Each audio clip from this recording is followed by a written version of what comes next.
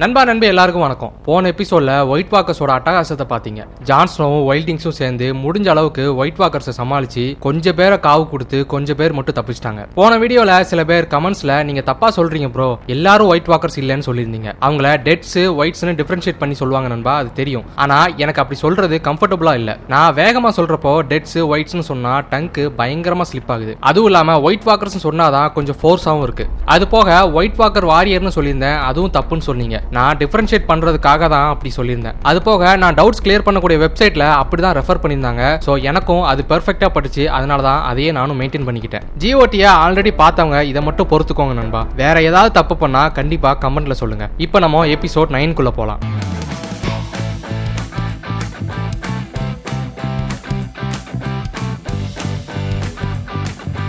இந்த எபிசோடோட name the dance of dragons. பேருக்கு ஏத்த மாதிரியே இந்த எபிசோட்ல டிராகனோட ஆட்டம் தான் இருக்க போகுது. இந்த எபிசோடோட ஓப்பனிங்ல ஸ்டானிஸ் பராத்தியனோட ஆர்மி கேம்ப்ல நைட்டு நேரம். அப்போ டென்ட்டுக்குள்ள இருக்கிற மெலிசாண்ட்ராக்கு ஏதோ சவுண்ட் கேக்குது. சோ வெளியில வந்து பாக்குறா. பார்த்தா ஒரு டென்ட் தீப்பிடிச்சு எரிய ஆரம்பிக்குது. அந்த ஒரு டென்ட் மட்டும் இல்ல, ஒவ்வொரு டென்ட்டா எரிய ஆரம்பிக்குது. எல்லாரும் அடிச்சு பிறண்டு ஓடுறாங்க. அங்க இருந்த குதிரையும் தீப்பிடிச்சு எரிஞ்சுக்கிட்டே ஓடுது. ஒரு வழியா நைட்டு ஃபுல்லா போராடி அந்த தீயை அணைச்சிட்டாங்க போல. அடுத்த நாள் காலையில செட்டேவோஸ் அவங்களுக்கு ஏகப்பட்ட இழப்பு நடந்துச்சு அதை சொல்லிட்டு இருக்கான். 20 பேர் தான் இந்த வேலையை பண்ணிருக்காங்கன்னு சொல்றான். உங்களுக்கு யாருன்னு புரிஞ்சிருக்கும், ராம்சேயோட வேலை தான் இது. செட்டேவோ ஸ்டானிஸ் கிட்ட நமக்கு ஏகப்பட்ட உயிர் சேதம் பொருள் சேதம் ஆயிருக்கு, இப்போ நம்ம அட்டாக் பண்ண வேணாம், திருப்பி கேஸ்ல் பிளாக்கே போவோம்னு சொல்றான். ஆனா ஸ்டானிஸ் என்னைக்கு சொல்றதை கேட்டிருக்கான், முடியவே முடியாதுன்னு சொல்லிடுறான். அப்ப மெலிசாண்ட்ராவும் ஸ்டானிஸோட வைஃபும் அங்க வந்து நிக்கிறாங்க. ஸ்டானிஸ் அவங்க கிட்ட போயிடுறான். செட்டேவோஸ்க்கு ஏதோ சரியா படலன்னு மட்டும் புரியுது.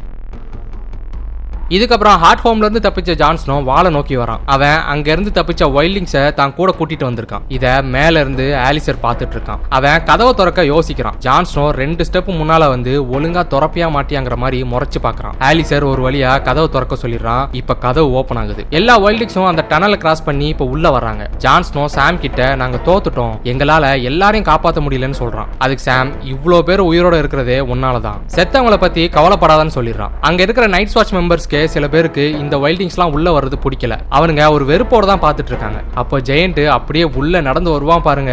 எல்லாரும் மிரண்டு போய் ஆன்னு பாக்குறானுங்க. அப்ப ஜான்ஸ்னோட அசிஸ்டன்ட் ஓலி அங்க வந்து நிக்கிறான். ஜான்ஸ்னோ அவனை பார்த்து ஸ்மைல் பண்றான். ஆனா அவன் சிரிக்கல. ஜான்ஸ்னோக்கு இந்த பையன் ஏன் இப்படி பண்றான்னு கன்ஃபியூஷன். அப்ப ஆலிசர் அங்க வந்து ஜான்ஸ்னோ கிட்ட உனக்கு ரொம்ப நல்ல இதயம், ஆனா அதுவே நம்ம எல்லாரையும் கொல்ல போதுன்னு சொல்லிட்டு அங்க இருந்து போயிடுறான்.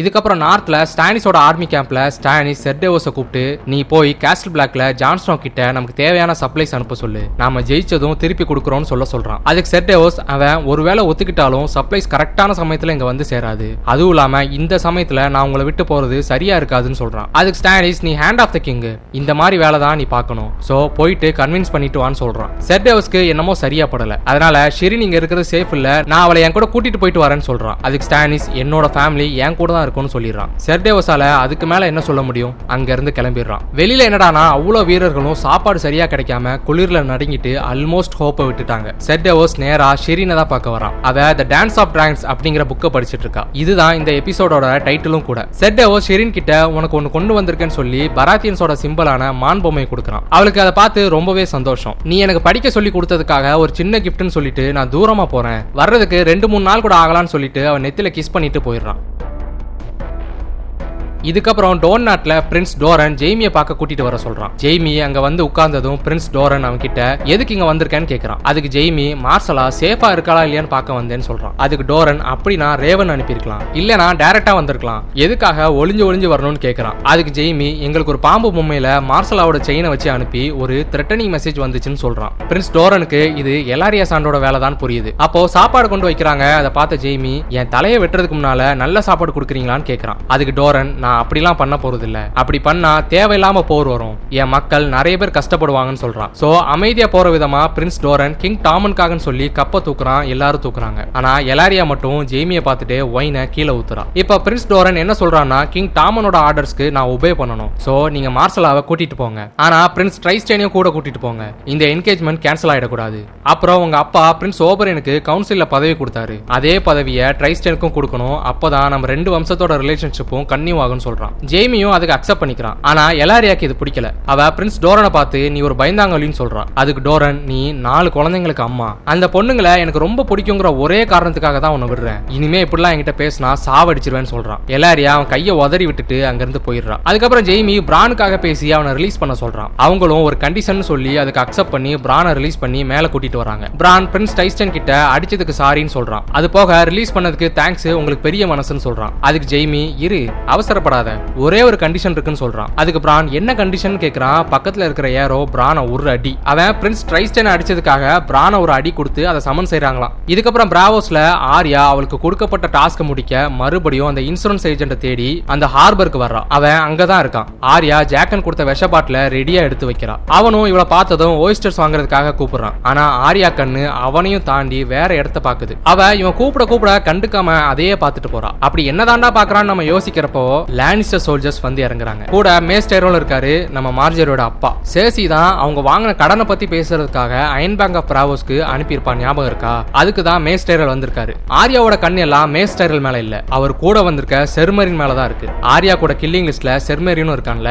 இப்ப மேஸ்டேரல அந்த அயன் பேங்கோட இன்சார்ஜ் டைகோ அவங்களை வெல்கம் பண்ணி கூட்டிட்டு போறான். ஆர்யா தான் வந்த டாஸ்கை விட்டுட்டு அவங்கள ஃபாலோ பண்ணி போறா. அவங்க அயன் பேங்க் உள்ள போயிடுறாங்க. ஆர்யா அவங்க வெளியில வர அங்கேயே வெயிட் பண்றா. அவங்க வந்ததும் செர்மரினும் அந்த லானிஸ்டர் சோல்ஜர்ஸும் ஒரு பிராத்தலுக்கு போறாங்க. இவங்களுக்கு வேற வேலையே இல்ல போல. வந்ததும் வராததுமா எங்க போறானுங்கன்னு பாருங்க. ஆர்யா அவங்கள ஃபாலோ பண்ணி உள்ளேயும் ஓய்ஸ்டர்ஸ் விக்கிற மாதிரி போயிடுறா. செர்மரின் உள்ள பொண்ணுங்களை செலக்ட் பண்ணிட்டு இருக்கான். அந்த நாய்க்கு ரொம்ப சின்ன பொண்ணுங்களா தான் வேணுமா. என் வாயில இருந்து கொஞ்சம் கேவலமா தான் வருது, இருந்தாலும் கண்ட்ரோல் பண்ணிட்டு சொல்றேன். ஆர்யா இதெல்லாம் ஒளிஞ்சிருந்து பார்த்துட்டு இருக்கா. அப்போ லானிஸ்டர் சோல்ஜர் ஒருத்தன் வந்து வா எங்க வீரர்கள் பசியா இருக்காங்க கொடுத்துட்டு போன்னு கூட்டிட்டு வரான். ஆர்யாக்கு ஒரே டென்ஷன். செர்மரின் கண்ணில் பட்டா அவன் மாட்டிப்பா. செர்மரின் ஆர்யாவை பாக்குறான். அவனுக்கு கன்ஃபியூஷனா இருக்கு. அவன் நோட் பண்ற நேரத்துல அந்த பிராத்தலோட இன்சார்ஜ் ஆர்யாவை இங்கெல்லாம் வரக்கூடாதுன்னு விரட்டி விடுறா. செர்மரினுக்கு ஒரு சின்ன பொண்ணையும் கூட்டிட்டு வந்துடுறா. அதனால அவன் ஆர்யாவை நோட் பண்றதை விட்டுட்டான். செர்மரின் அந்த பொண்ணை உள்ள கூட்டிட்டு போறப்போ நாளைக்கும் வேற பொண்ணை ரெடி பண்ணி வைன்னு சொல்லிட்டு போறான். இது எல்லாத்தையுமே ஆர்யா ஒளிஞ்சிருந்து நோட் பண்றா.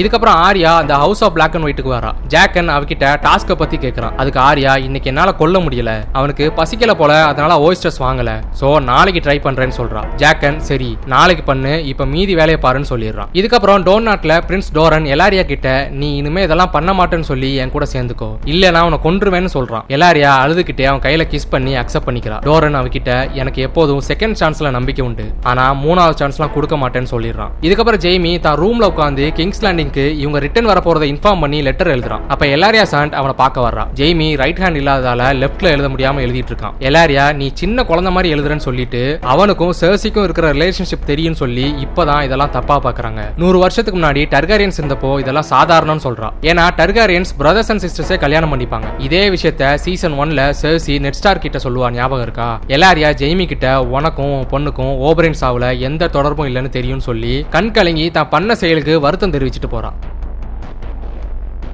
இதுக்கப்புறம் நார்த்ல ஷெரினோட டென்ட்டுக்கு ஸ்டானிஸ் வரான். அவ த டான்ஸ் ஆஃப் டிராகன்ஸ் புக்கை படிச்சிட்டு இருக்கா. அதை பத்தி ஸ்டானிஸ் கேட்கறான். அவ தான் அந்த புக்ல படிச்சதை சொல்றான். அது டர்காரியன்ஸ் பத்தின ஹிஸ்டரி. என்னன்னா ரெனியரா டர்காரியனுக்கும் அவளோட பிரதர் ஏகான் டர்காரியனுக்கும் அயன் த்ரோனுக்காக சண்டை வந்துச்சு. கிங்டமே 2ஆ பிரிஞ்சு சண்டை போட்டாங்க. அந்த வார் முடியறப்போ நிறைய பேர் இறந்து போயிட்டாங்க. அதுல இருந்து டர்காரியன்ஸால மீளவே முடியல, அவ்வளோ இழப்புன்னு சொல்றா. அதுக்கு ஸ்டானிஸ் ஒருவேளை நீ அப்ப இருந்திருந்தா ரெனியரா ஏகான் இவங்க 2 பேர்ல யாருக்கு சப்போர்ட் பண்ணுவேன்னு கேட்கறான். அதுக்கு ஷெரின் நான் 2 பேருக்குமே சப்போர்ட் பண்ணிருக்க மாட்டேன்னு சொல்றா. அதுக்கு ஸ்டானிஸ் சில சமயம் இந்த உலகம் உன்னை ஃபோர்ஸ் பண்ணி கடினமான முடிவுகளை எடுக்க வைக்கும்னு சொல்றான். அதுக்கு ஷெரின் வருத்தப்படாதீங்கப்பா, நீங்க பழசெல்லாம் விட்டு வெளியில வாங்க, அதுக்கு நான் ஏதாவது ஹெல்ப் பண்ணணும்னா சொல்லுங்க பண்றேன்னு சொல்றா. அதுக்கு ஸ்டானிஸ் ஆமா நீ ஒன்னு பண்ணணும்னு சொல்லி யோசிக்கிறான். அதுக்கு ஷெரின் நான் உங்க பொண்ணுப்பா, உங்களுக்காக என்ன வேணா பண்ணுன்னு சொல்லி ஸ்டானிஸ் ஹக் பண்ணிக்கிறா.